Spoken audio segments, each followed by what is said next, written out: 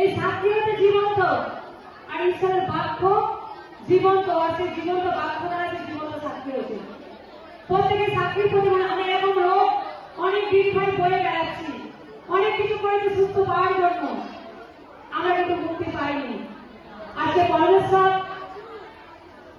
এনার জীবনে যে প্রভু যিশু এই যে সাক্ষী করে দান করেছে, দিন ভাইয়ের এই জীবনে আমরা ছিল। সকলকে জয় যিশু। তোমার নাম বলো।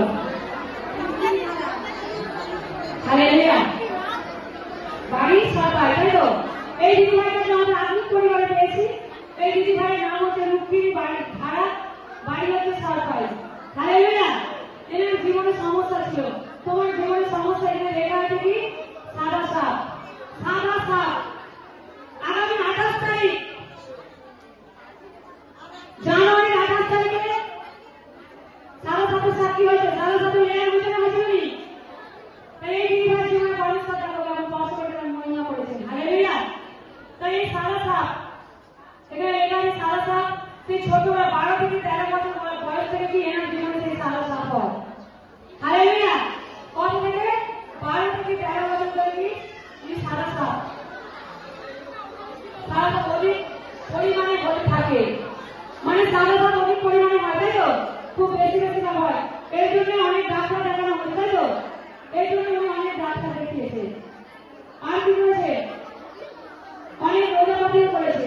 কিন্তু সাদা সাপটা হলে তোমার কষ্ট হতো, শরীর দুর্বল লাগতো, শরীর দুর্বল লাগতো, কিছু কাজ করতে ভালো লাগতো না, মনে হয় শুয়ে থাকি, একটু চললে হাঁপিয়ে পড়ছি, তাই তো?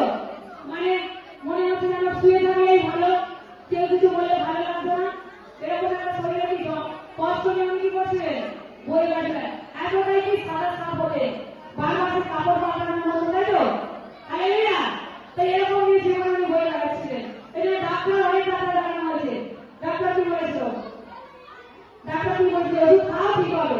ডাক্তার বলছে ওষুধ খেলে ঠিক হবে। উনি খেতেই থাকেন। রোজা জায়গায় বাবু ছাড়ো, ওষুধ খাও, খারাপ কত করছে তবে ঠিক হবে। কিন্তু ওনার জীবন তাও ঠিক হয়। উনি লাস্টে কি করেন? যে যা হবে হবে, মরি আর মরি বাঁচি বাঁচি। ভিতরে মানে বিরক্ত ভাবে কি হয়ে গেছে? দেখিয়ে দেখিয়ে মানে 22 বছর ধরে সারা আপনার জীবনে কি ওই রোগ নিয়ে উনি বয়ে গেছে, ছোটবেলা থেকে এবং বাচ্চা হয়ে যাওয়ার পর পর্যন্ত আজকে 22 বছর ধরে উনি রোগ কি করছেন? বয়ে বেড়াচ্ছিলেন। হালেলুয়া। কিন্তু তারপরে কি হয় দেখুন, ঈশ্বরের যখন সুসমাচার পায়, যেখানে গিয়ে বিশ্বাস করলে কি হবে? যে কোনো রোগ থেকে মুক্ত হবে। তাই উনি আসতে থাকেন ঈশ্বরের প্রার্থনা করেন। কিন্তু আগামী মাস যখন 28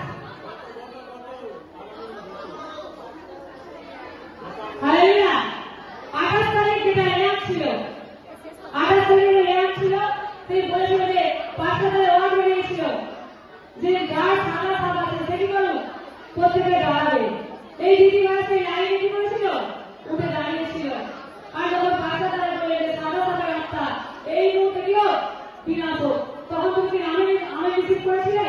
তখন আমি রিসিভ করাতে ওই 22 বছর ধরে যে সাদা সাপ সর্বসময় মানে ধরতো, সেখান থেকে কি ওই সেই দিনটি কি বন্ধ হয়ে যায়? হালেলুয়া। সেদিন বন্ধ হয়ে যায়। তারপর থেকে আজকে সেই 11 দিন কি হয়েছে? ওনার আর সাদা সাপ আর পুরাতন পিরিয়ড সম্পূর্ণভাবে মানে একদিন বন্ধ হতো, দুদিন আবার হতো। আজ থেকে দিদি ভাই সম্পূর্ণভাবে 13 দিন গেছে এই সাদা সাপ থেকে মুক্ত হয়েছে। কে বলে এটা? তাই ঈশ্বরের জন্য জোরসে হাতে তালি, প্রশংসা করব। ঈশ্বর সাহায্য করতো, কিন্তু পাশে জানতো না, কিন্তু পাশে জীবনে সাদা